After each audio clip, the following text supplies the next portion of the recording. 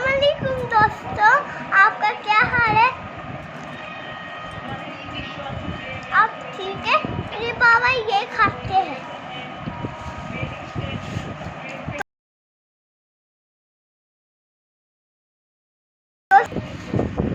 दोस्तों आप भी खाया करें क्योंकि मेरे पापा भी खाते हैं शौक से।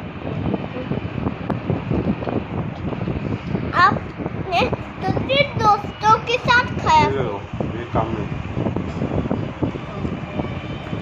दोस्तों मेरे पापा बहुत ज्यादा खाते हैं।